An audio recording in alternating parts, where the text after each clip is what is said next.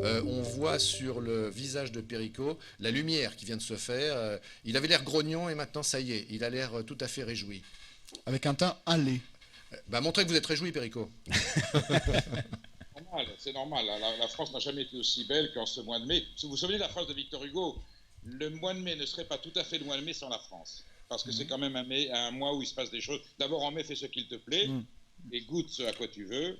Et bah, écoutez, moi je sors de ce confinement avec un peu de nostalgie. Alors, c'est-à-dire Bah, j'ai retrouvé, c'est difficile à dire parce qu'il y a eu des tragédies, il y a des gens qui sont morts, donc il faut être extrêmement prudent.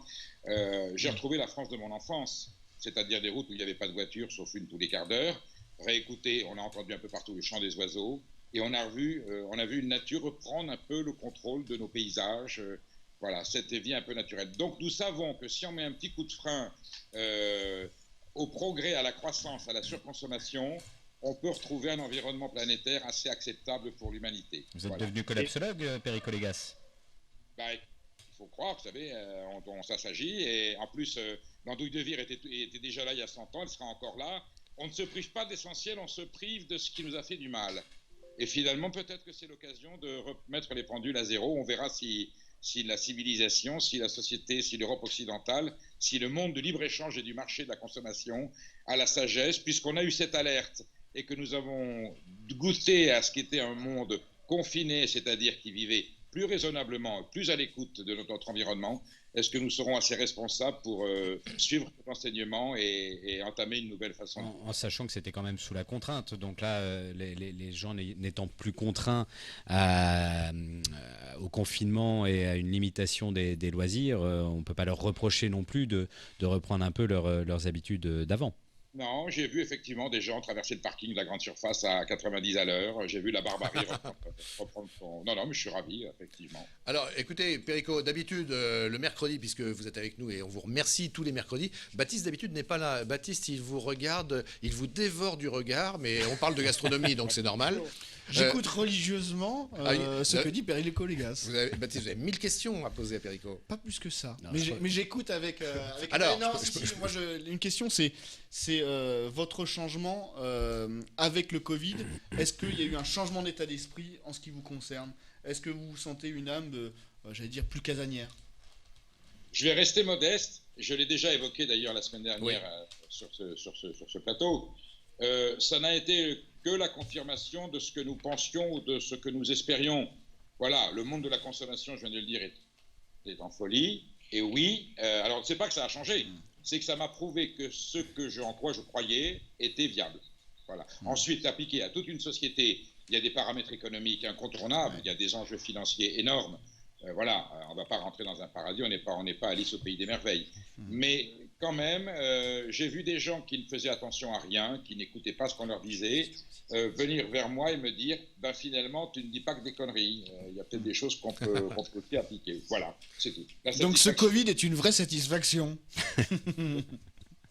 Oui, hormis pour les gens qui n'auraient pas dû On mourir. est Non, d'accord. non, non, Je bien parle- sûr. je parle- C'était suite Bien à sûr. votre Alors, réaction. C'était une boutade. Chaque semaine avec Perico, traditionnellement, le coup de cœur et le coup de gueule. Alors, est-ce que c'était ça le coup de gueule? Non, vous avez un coup de gueule du jour, Perico? Non, non, très précis. Le président de la République nous annonce le 12 mars que rien ne sera jamais plus comme avant, qu'on va faire acte de consommation intérieure, de relancer notre agriculture.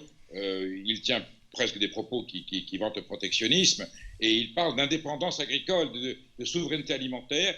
Et pendant ce temps-là, nous apprenons il y a quelques jours que la Commission européenne renégocie avec le Mexique un nouvel traité de libre-échange où il va y avoir 20 000 tonnes de viande dégueulasse en plus qui va arriver en France et 35 000 tonnes de miel. Quand on sait l'état dans lequel sont nos apiculteurs, je suis furieux de ce double langage.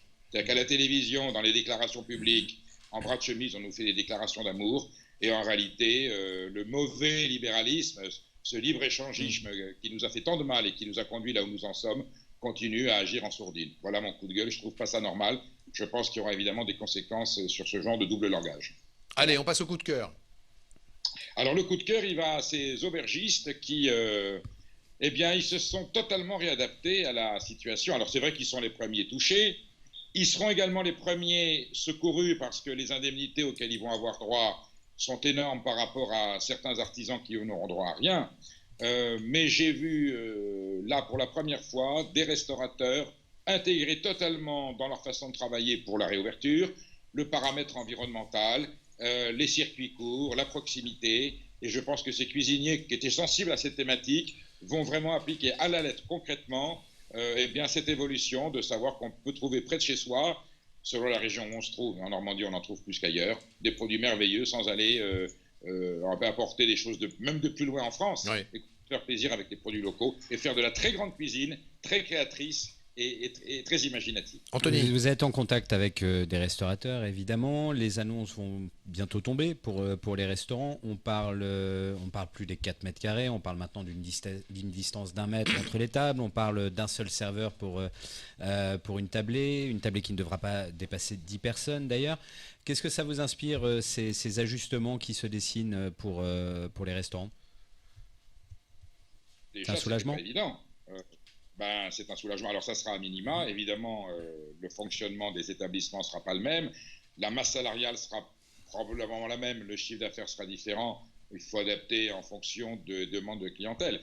En tout cas, ça veut dire qu'il faut absolument relancer cette activité. Et je fais confiance aux restaurateurs que je connais, qu'ils soient petits bistrotiers, aubergistes ou grands restaurateurs étoilés, pour appliquer à la lettre, rigoureusement et strictement, les mesures de sécurité, parce que c'est l'avenir de la profession qui est en jeu. Je sais que les clients joueront le jeu, c'est peut-être pas évident de rentrer dans des restaurants, on aime bien rentrer, j'allais dire c'est un endroit de libération, donc on veut se débarrasser de toutes les contraintes, et ben faudra continuer à être vigilant, les masques, voilà, il faut retirer le masque pour déjeuner, pour dîner, mais je pense que entre les clients conscients et les restaurateurs qui eux auront fait l'effort de se mettre en place, on va pouvoir relancer cette activité essentielle à l'identité de notre pays, à notre culture de vie.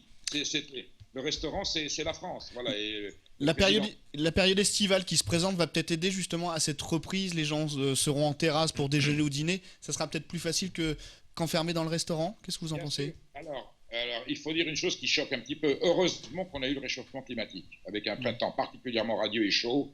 Ça va faciliter. Ça nous a permis de supporter ce confinement un peu mieux que s'il avait fait froid et qu'on avait eu d'autres formes de grippe d'ailleurs si on avait été malade. Et puis là, la météo fait que les terrasses vont pouvoir fonctionner à plein. Au moins, les restaurants équipés d'un espace extérieur vont pouvoir redonner vie à cette profession, en attendant que Bigard soit élu président de la République, bien entendu.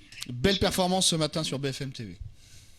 On est bien d'accord. Non, mais je suis très optimiste sur le fait que tout le monde va prendre ça en main et que le déconfinement sera vraiment consacré quand nous retrouverons autour d'une bonne table les instants de convivialité que nous offrent les restaurateurs, les aubergistes et les cuisiniers. Pour moi, c'est politiquement essentiel. Est-ce que ce ne serait pas le moment peut-être de revoir aussi les questions de TVA dans la restauration, au moins pour quelque temps, de rebaisser la TVA ?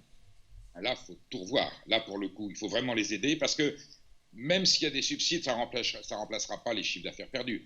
Il faut qu'aujourd'hui, puisqu'on a vu qu'on pouvait ouvrir des caisses avec des montants qui étaient absolument inimaginables, c'est des centaines de milliards. Eh bien, écoutez, la restauration, c'est des gens courageux. Ils n'ont pas besoin totalement d'avoir un poumon artificiel pour vivre. Mais si on peut alléger les charges et la TVA pour que ces gens puissent... Ils sont comme les paysans. Ils ne demandent qu'à travailler. Ils ne demandent pas des aides, ils demandent à travailler. Donc, facilitons les conditions de travail. Rendons une fiscalité intelligente qui développe l'entreprise, qui permet de créer des emplois. Et vous verrez que les restaurateurs et les hôteliers français feront des merveilles et des miracles. Et particulièrement les Normands qui sont des gens, j'allais dire, attachés à certaines valeurs professionnelles comme... peut-être plus que dans d'autres régions de France. Merci beaucoup, Perico. On se retrouve, si vous le voulez bien, mercredi prochain. Et qu'est-ce qu'on peut vous donner comme devoir ? On commande une petite recette pour mercredi prochain. Alors, j'allais vous parler d'une omelette. Ah bon ? Ah oui, c'est vrai. C'est tout simplement, attendez, je vous la fais en 2 secondes. C'est une omelette avec beaucoup de beurre, bien fouettée, et vous faites rissoler quelques tranches d'andouille de vire que vous avez passées à la poêle avec de l'échalote. Vous coupez ça un petit peu, vous le hachez, vous l'incorporez au jaune d'œuf, et vous faites avec une omelette avec et puis un petit peu de persil. Alors, c'est une pure merveille. J'avais dit qu'on se déconfinait à l'andouille, l'omelette à l'andouille de vire et à l'échalote, c'est une pure merveille. Ça coûte 2 francs 60. 1 euro, soit 1 euro. On est en euros.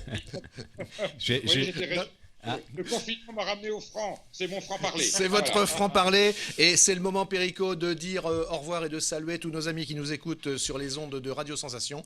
On est heureux de les avoir eus aujourd'hui. On les retrouve demain. Et je voulais juste préciser à Perico, pour une omelette, je rajoute toujours un petit peu d'eau pétillante. Moi, ça la rend un peu plus légère. Alors, moi, je mets un petit peu de bière. Ah bah voilà. Vous vous rejoignez par les bulles, messieurs. Et il y en a en Normandie ça me permet de rester dans le terroir. Voyez, Est-ce qu'on c'est peut tout ce mettre qu'il du faut. cidre du coup? Ah bah là, il n'y a plus de limite. Il n'y a plus de Non, limite. il y a un peu de sucre. Il y a un peu de sucre, c'est D'accord. dommage. Bon, ok, merci beaucoup. Mais je vous ferai une recette au cidre.